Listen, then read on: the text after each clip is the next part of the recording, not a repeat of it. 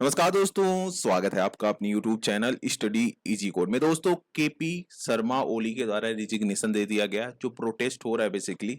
Recently जो ओली government के द्वारा सोशल मीडिया पे बैन लगाया गया था, बोला गया था उनके द्वारा कि मिसयूज किया जा रहा है, इसका मिस इन्फॉर्मेशन फैलाया जा रहा है। उसकी वजह से जो बैन वगैरह इम्पोज किया गया था सोशल मीडिया पे, बेसिकली उसी की वजह से हमें ह्यूज प्रोटेस्ट जो जेनजी पॉपुलेशन है उनमें देखने को मिला और इनको रिजाइन करना पड़ गया, राइट।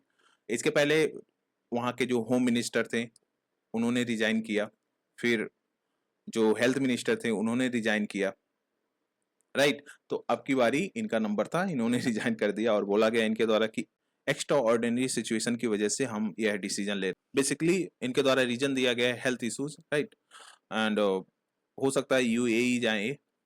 एग्जैक्टली क्या हो रहा है क्या नहीं हो रहा आप देख ही पा रहे हो, काफी सिग्निफिकेंट लेवल पे क्लासेस स्टार्ट हो गए हैं नेपाल में। अगर हम देखें तो ये सेकेंड डे है, मतलब आज का जो डे है बेसिकली आज सेकेंड डे है। हाँ, ये जो प्रोटेस्ट वगैरह किए जा रहे हैं, राइट।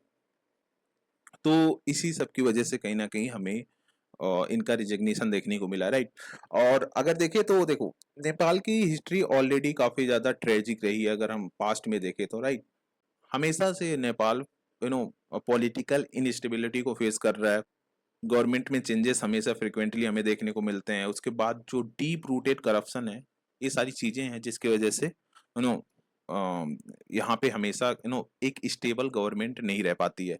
अगर देखो, वेरियस रीजन है इसके पीछे। और अगर थोड़ा सा नेपाल की हिस्ट्री देखें तो 18 सेंचुरी के पहले, मतलब प्री 18 सेंचुरी, नेपाल जो था ना वह स्मॉल स्मॉल किंगडम में बटा हुआ था, राइट। स्मॉल स्मॉल किंगडम में बटा हुआ था। फिर मिड ऑफ 18 सेंचुरी में क्या हुआ, पृथ्वी नारायण शाह आए। हाँ, वहाँ के जो किंग थे बेसिकली पृथ्वी नारायण शाह, उनके द्वारा नेपाल को यूनिफाई किया गया। मतलब एक तरह से यूनिफिकेशन हुआ नेपाल का, राइट। और एक शाह डायनेस्टी का एक तरह से स्थापना हुआ, शाह डायनेस्टी का स्थापना हुआ, राइट। एंड एक तरह से सेंट्रलाइज मोनार्क आप बोल सकते हो। सेंट्रलाइज मोनार्क में मतलब नेपाल बदला, राइट। फिर उसके बाद अब आता है 1991। 1951। 1991 में मतलब वेरियस मूवमेंट वगैरह हुए। फिर उसके बाद वहाँ पे पार्लियामेंट्री गवर्नेंस कहीं ना कहीं इंट्रोड्यूस हुआ।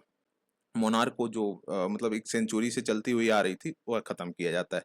बट 1960 में फिर से क्या होता है कि जो वहाँ के किंग होते हैं, किंग महेंद्र, उनके द्वारा पार्लियामेंट को डिसॉल्व कर दिया जाता है। पार्टीज जो वहाँ पे प्रेजेंट थी उनको बैन कर दिया जाता है। उसके साथ साथ पंचायत सिस्टम को इंट्रोड्यूस किया जाता है, राइट। पंचायत सिस्टम को इंट्रोड्यूस किया जाता है। यह क्या था, मतलब पंचायत सिस्टम एक काइंड ऑफ कंट्रोल फॉर्म था रॉयल रूलर का। हाँ, जो रॉयल रूलर थे बेसिकली उनके द्वारा इसको चलाया जाता। और यह चला 1960 तक, 1990 तक, सॉरी 1990 तक चला, राइट। फिर आता है डेमोक्रेसी का रेस्टोरेशन। मतलब यहाँ पे 1990 के बाद जब फिर से ह्यूज प्रोटेस्ट वगैरह, मास प्रोटेस्ट हमें देखने को मिलते हैं, उसके बाद डेमोक्रेसी का रेस्टोरेशन होता है, राइट। मल्टी पार्टी डेमोक्रेसी आती है। अब फिर उसके बाद सिचुएशन बिगड़ता है। 1996 से लेकर 2006 तक हमें यहाँ पे मॉइस्ट इंसर्जेंसी देखने को मिलती है, राइट। एक डिकेड से ज्यादा टाइम तक चलता है। अगर इसमें देखें तो लगभग 17,000 लोग मरते हैं। 1996 से लेकर 2006 तक लगभग 17,000 लोगों की मृत्यु होती है। ये बेसिकली चाइना बैक्ड था, राइट। चाइना बैक्ड था, मतलब जो मॉइस्ट इंसर्जेंसी हमें देखने को मिली थी वहां पे। फिर 2001 में रॉयल मैस्कर होता है, काफी ज्यादा दर्दनाक इंसिडेंट होता है नेपाल में। हाँ, जो वहाँ के किंग थे, किंग बीरेंद्र, उनको मार दिया जाता है, उनकी फैमिली को किल्ड कर दिया जाता है। ये कहीं ना कहीं एक शॉकिंग, काफी ज्यादा शॉकिंग इंसिडेंट था। और इसी वजह से क्या हुआ कि जो पब्लिक का ट्रस्ट था मोनार्क में जो पब्लिक का ट्रस्ट था बेसिकली वह खत्म हुआ।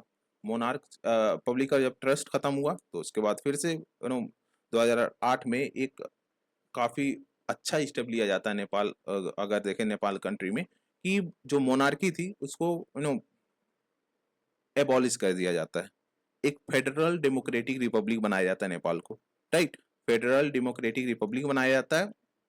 और जो अभी सेंचुरी ओल्ड शाह रूल चल रहा था उसको कंप्लीटली एंड किया जाता है। अब आता है रिपब्लिकन एरा।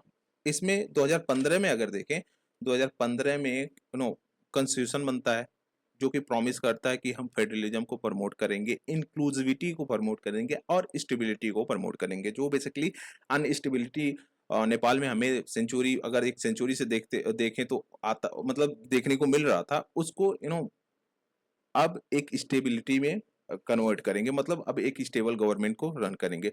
रियलिटी में देखें तो हमें वेरियस कोalition पार्टीज वहां पे देखने को मिली, मतलब जो स्टेबिलिटी थी, मतलब उसके बाद देखो ना वेरियस कोalition पार्टी देखने को मिली, फ्रीक्वेंट गवर्नमेंट कोलैप्स देखने को मिला। उसके बाद वेरियस जो इलीट ग्रुप्स थे वहां पे बेसिकली उनके द्वारा गवर्नमेंट को रन किया जाने लग गया।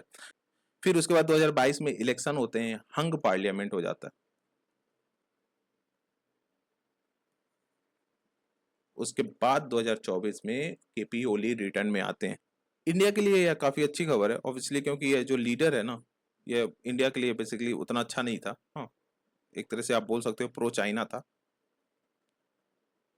अब यहाँ पे अगर मिलिट्री टेक ओवर करती है, हाँ मिलिट्री टेक ओवर करती है, तो हमारे लिए ऑब्वियसली काफी अच्छी रहेगी, क्योंकि ऑब्वियसली जो वहाँ की मिलिट्री है वह इंडियन मिलिट्री के द्वारा ट्रेन किए जाते हैं, राइट। ट्रेन किए जाते हैं, जो गोरखा रेजिमेंट वगैरह होते हैं उनके द्वारा कहीं ना कहीं वहाँ पे उनको ट्रेन किया जाता है। तो ऑब्वियसली मिलिट्री अगर टेक ओवर करती है तो अच्छा रहेगा इंडिया के लिए। बट ये बंदा सही नहीं था, नो।